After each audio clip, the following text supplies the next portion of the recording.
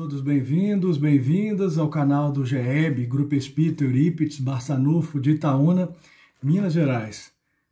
Projeto Nos Passos de Emmanuel. Nós faremos aqui uma leitura do livro Pão Nosso, tópico 153, livro que é ditado pelo Espírito Emmanuel ao médium Francisco Cândido Xavier, nosso Chico Xavier. Pedimos de antemão a espiritualidade superior, ao nosso Mestre Jesus, aos nossos guias espirituais, nossos mentores, que nós possamos ser instruídos, intuídos, para que as palavras alcancem as mentes e os corações. Passamos então à leitura. Não tropecemos. Jesus respondeu: não há 12 horas no dia? Se alguém andar de dia, não tropeça, porque vê a luz deste mundo. Em João, capítulo 11, versículo 9. O conteúdo da interrogativa do mestre tem vasta significação para os discípulos da atualidade. Não há 12 horas no dia? Conscientemente, cada qual deveria inquirir de si mesmo em que estará aplicando tão grande cabedal de tempo. Fala-se com ênfase do problema de desempregados na época moderna. Entretanto, qualquer crise neste sentido não resulta de carência de trabalho, e sim da ausência de boa vontade individual. Um inquérito minucioso nesse particular revelaria a realidade. Muita gente permanece sem atividade por revolta contra o gênero de serviço que lhe é oferecido ou por inconformação, em face dos salários. Sobrevém de imediato desequilíbrio. A ociosidade dos trabalhadores provoca a vigilância dos mordomos e as leis transitórias do mundo refletem animosidade e desconfiança. Se os braços estacionam, as oficinas adormecem. Ocorre o mesmo nas esferas de ação espiritual. Quantos aprendizes abandonam seus postos alegando angústia de tempo? Quantos não se transferem para a zona da preguiça porque aconteceu isso ou aquilo em pleno desacordo com os princípios superiores que abraça? E, por bagatelas, grande número de servidores vigorosos procuram a retaguarda cheia de sombras. Mas aquele que conserva a acuidade auditiva ainda escuta com proveito a palavra do Senhor. Não há 12 horas no dia? Se alguém andar de dia, não tropeça. Parece com uma clareza solar, e realmente é essa comparação que o Cristo ele faz, ele sempre fala por parábolas, por comparações, e aqui é muito claro, ele é muito claro. Ele respondeu aos questionamentos dos apóstolos naquilo que dizia respeito a Lázaro, a ressurreição de Lázaro, e então há ali um questionamento sobre como levar a palavra de Deus, como levar a palavra de Jesus aos quatro cantos, como reverberar essa palavra, e nesse contexto ele fala. Jesus respondeu: não há 12 horas no dia? Se alguém andar de dia, não tropeça porque vê a luz deste mundo. Primeiro, o que nós temos que pensar aqui? Ele fala, nós temos 12 horas do dia para poder aproveitar bem esse tempo. E ele também dá uma pista daquilo que ele orienta para os seus discípulos. Ele fala, olha, quem sai de dia, quem escolhe a luz, não tropeça, porque consegue enxergar. E na sequência ele fala, ao contrário, quem sai à noite pode tropeçar sim, pode cair, porque vai ficar nas sombras. E essa clareza solar, ela nos remete à seguinte situação, a situação de você fazer suas escolhas, de nós fazermos as nossas escolhas baseadas nesse dualismo do bem e do mal. Nós temos o livre-arbítrio. Nós temos o livre-arbítrio para poder escolher andar na luz ou para poder sair às cegas durante a noite, durante as sombras. Vamos fazer uma leitura do texto de Emmanuel, que ele também é muito elucidativo disso que a gente está comentando aqui agora. O conteúdo da interrogativa do mestre tem vasta significação para os discípulos da atualidade. Nós podemos fazer aqui uma projeção pro presente e para o futuro também, né? Porque, afinal de contas, ele está falando de escolhas, de cruzar os braços, sentar e falar assim, ah, meu Deus, eu estou, né, eu estou totalmente sujeito ao acaso, estou totalmente sujeito ao meu destino, e é isso mesmo, foi Deus quem quis. Ou então, né, e aqui nesse caso, eu não tenho a menor dúvida de que se escolheu as sombras, e eu posso sair para trabalhar, né, um trabalho dignificante, e escolher sair de dia, escolher sair com a luz solar para que eu não possa tropeçar, né?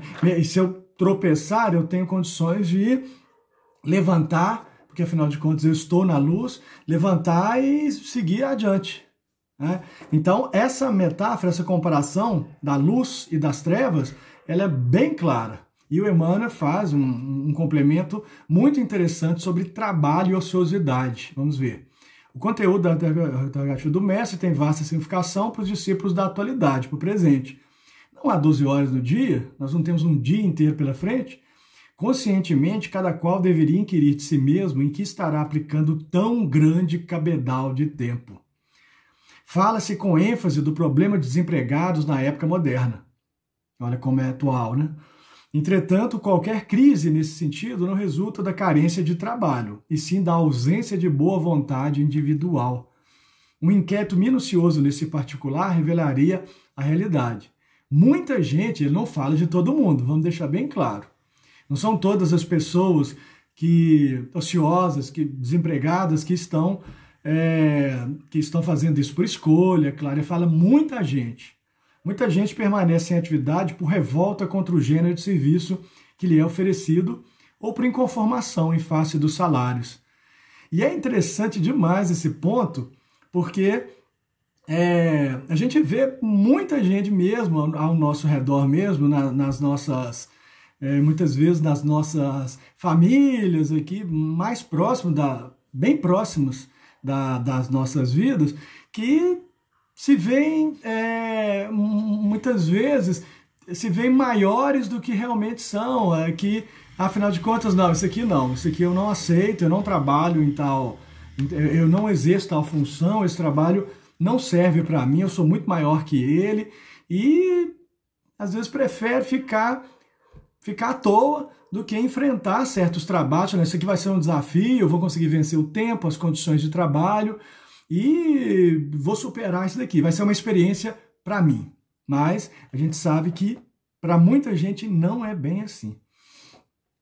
A ociosidade dos trabalhadores provoca a vigilância dos mordomos e as leis transitórias do mundo refletem animosidade e desconfiança.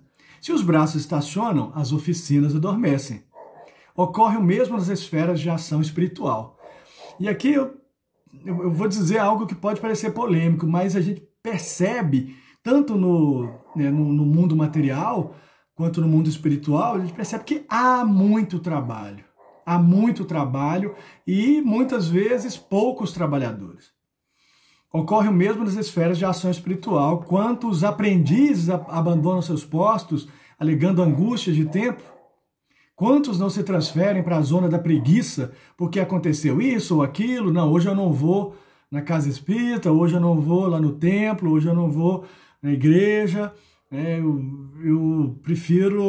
hoje eu vou ver o capítulo da novela. É mais importante do que... E é interessante porque muitas vezes tem algo reservado para você, lá no estudo bíblico, lá na missa, lá no culto... tem algo reservado para uma mensagem, talvez até a mensagem da sua vida está ali, né? Claro que não estou falando para deixar de fazer outras coisas, não, que faz parte da nossa vida, sim, mas nós precisamos de trabalhar, o trabalho edificante, o trabalho no bem, o trabalho tanto é necessário. A primeira tarefa que foi imposta não, que foi sugerida, porque eu também tinha o livre-arbítrio, a Paulo, quando ele já aceitou, falou: Senhor, o que queres que eu faça? E todo um rosário de ações que estavam desenvolvidas para ele na frente, a primeira delas, trabalhe. Aí ele disse, bom, eu já trabalhei como tecelão, então, tecelão. Ele trabalhou como tecelão para depois trabalhar na seara do mestre, espalhando o evangelho aos 4 cantos. Mas ele começou trabalhando como tecelão. E isso é muito importante também nesse trabalho material, o trabalho espiritual, para que nós possamos vencer a ociosidade. Continuando aqui, quantos não se transferem para a zona da preguiça porque aconteceu isso ou aquilo em pleno desacordo com os princípios superiores que abraça? Quantos de nós, muitas vezes, deixamos vencer pela preguiça? E por bagatelas, por algo insignificante mesmo. Grande número de servidores vigorosos procuram a retaguarda cheia de sombras. Mas aquele que conserva a acuidade auditiva ainda escuta com proveito a palavra do Senhor. Não há 12 horas no dia? Se alguém andar de dia, não tropeça. Fica a dica do Emmanuel. Vamos andar na luz, vamos procurar o bem, e o trabalho está aí por toda parte. Vamos aproveitar, e é claro, nós não estamos sozinhos, pedir a ajuda de Deus, pedir a ajuda do nosso Mestre Jesus, do Espírito Santo, dos nossos protetores espirituais, para que nós possamos fazer as escolhas certas e, pela prática do bem, que nós possamos ser felizes e fazer as outras pessoas também, o nosso próximo, feliz. Que assim seja.